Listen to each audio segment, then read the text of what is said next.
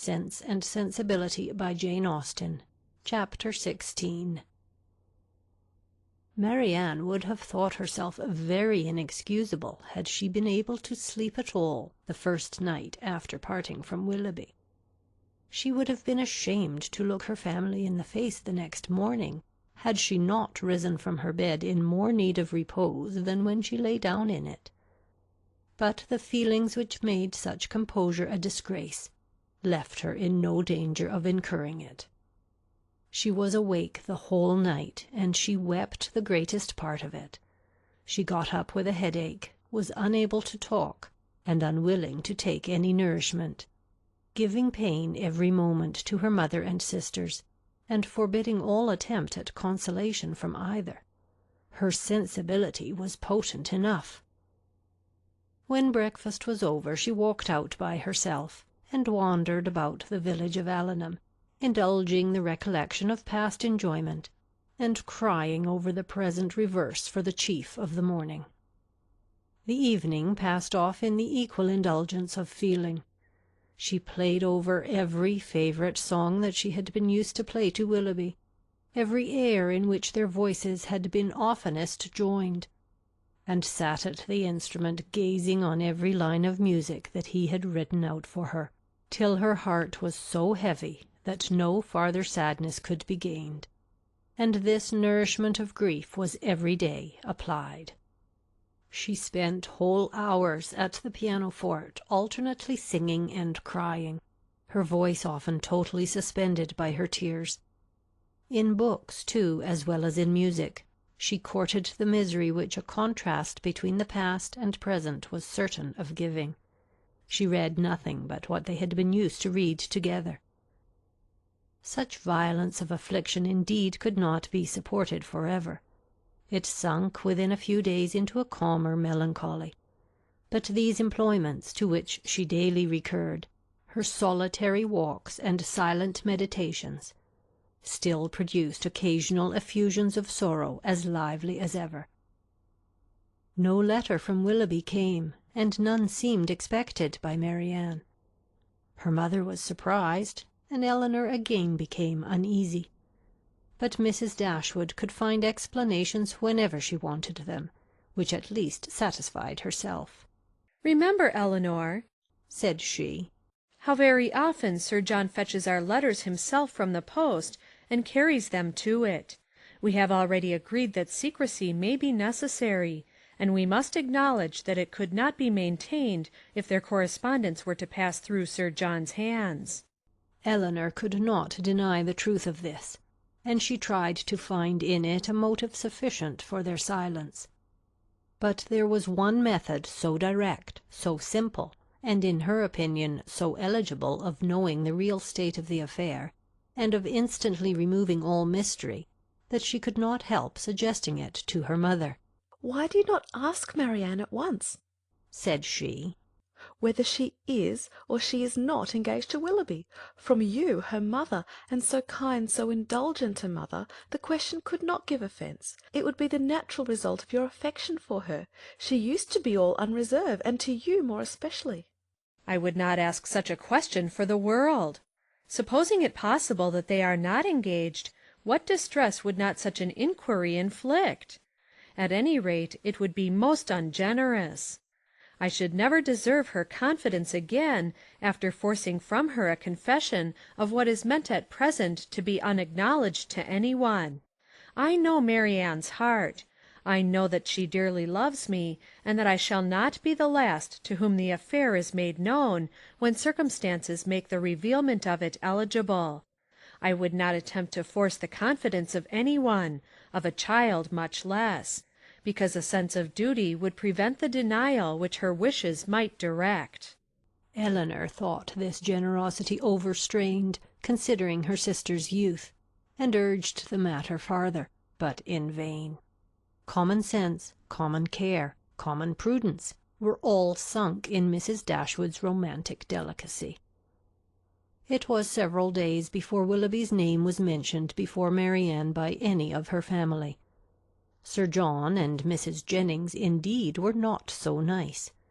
Their witticisms added pain to many a painful hour, But one evening Mrs. Dashwood, accidentally taking up a volume of Shakespeare, exclaimed, "We have never finished Hamlet, Marianne. Our dear Willoughby went away before we could get through it. We will put it by, that when he comes again, but it may be months perhaps before that happens." "Months?" cried Marianne, with strong surprise. "No, nor many weeks."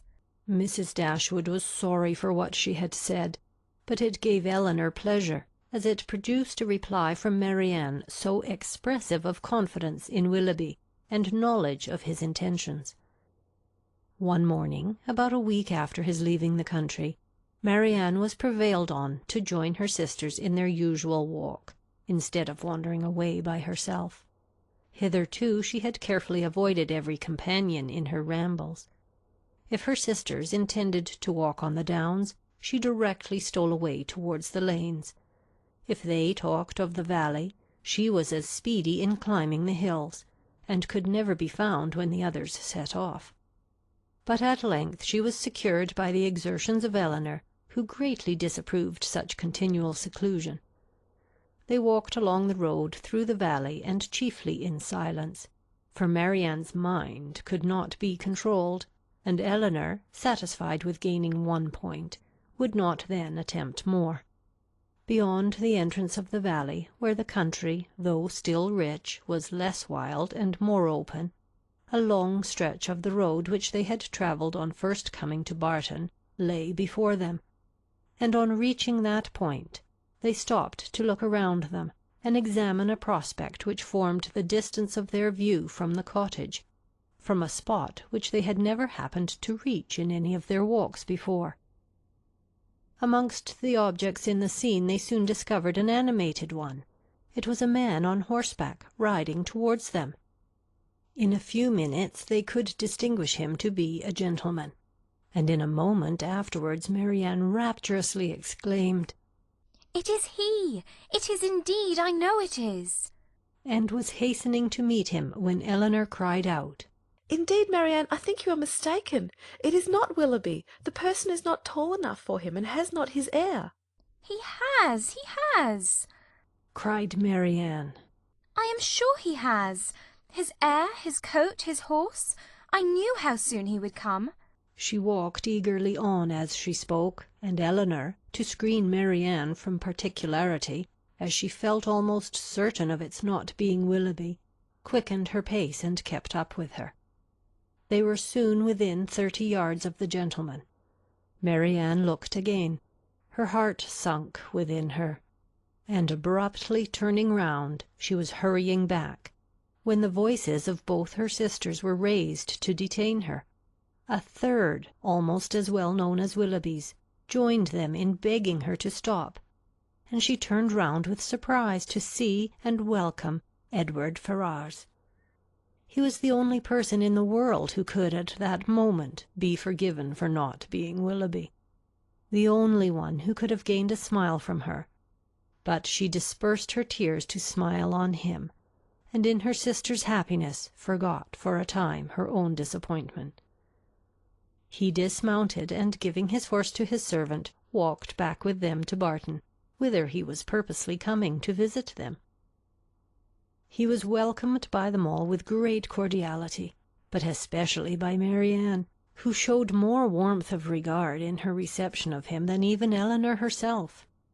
To Marianne, indeed, the meeting between Edward and her sister was but a continuation of that unaccountable coldness which she had often observed at Norland in their mutual behaviour.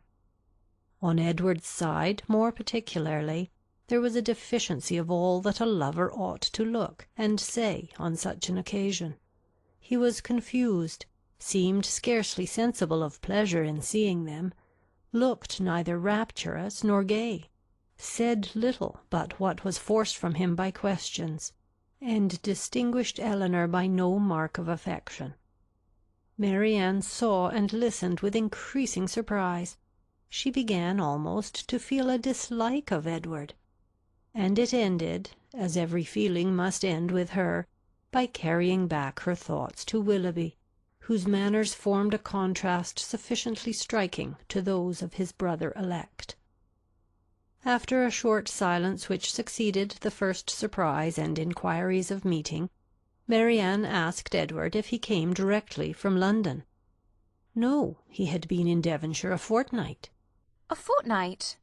She repeated, surprised at his being so long in the same county with Elinor without seeing her before. He looked rather distressed as he added that he had been staying with some friends near Plymouth. "Have you been lately in Sussex?" said Elinor. "I was at Norland about a month ago." And how does dear, dear Norland look?" cried Marianne. "Dear, dear Norland," said Elinor. "probably looks much as it always does at this time of year, the woods and walks thickly covered with dead leaves." "Oh!" cried Marianne. "With what transporting sensation have I formerly seen them fall! How have I delighted, as I walked, to see them driven in showers about me by the wind! What feelings have they, the season, the air, altogether inspired! Now there is no one to regard them. They are seen only as a nuisance, swept hastily off, and driven as much as possible from the sight." "It is not everyone," said Elinor, "who has your passion for dead leaves." "No, my feelings are not often shared, not often understood, but sometimes they are." As she said this, she sunk into a reverie for a few moments. But rousing herself again, "Now, Edward," said she, calling his attention to the prospect, "here is Barton Valley. Look up to it, and be tranquil if you can. Look at those hills. Did you ever see their equals? To the left is Barton Park, amongst those woods and plantations. You may see the end of the house. And there, beneath that farthest hill, which rises with such grandeur, is our cottage." "It is a beautiful country," he replied. "but these bottoms must be dirty in winter." "How can you think of dirt with such objects before you?" "Because," replied he, smiling, "among the rest of the objects before me I see a very dirty lane." "How strange!" said Marianne to herself as she walked on. "Have you an agreeable neighbourhood here? Are the Middletons pleasant people?" "No, not at all," answered Marianne. "We could not be more unfortunately situated." "Marianne!" cried her sister. "How can you say so? How can you be so unjust? They are a very respectable family, Mr. Ferrars, and towards us have behaved in the friendliest manner. Have you forgot, Marianne, how many pleasant days we have owed to them?" "No." said Marianne in a low voice. "Nor how many painful moments." Elinor took no notice of this, and, directing her attention to their visitor, endeavoured to support something like discourse with him by talking of their present residence, its conveniences, etc., extorting from him occasional questions and remarks. His coldness and reserve mortified her severely. She was vexed and half angry, but resolving to regulate her behaviour to him by the past rather than the present, she avoided every appearance of resentment or displeasure, and treated him as she thought he ought to be treated from the family connection. End of chapter 16.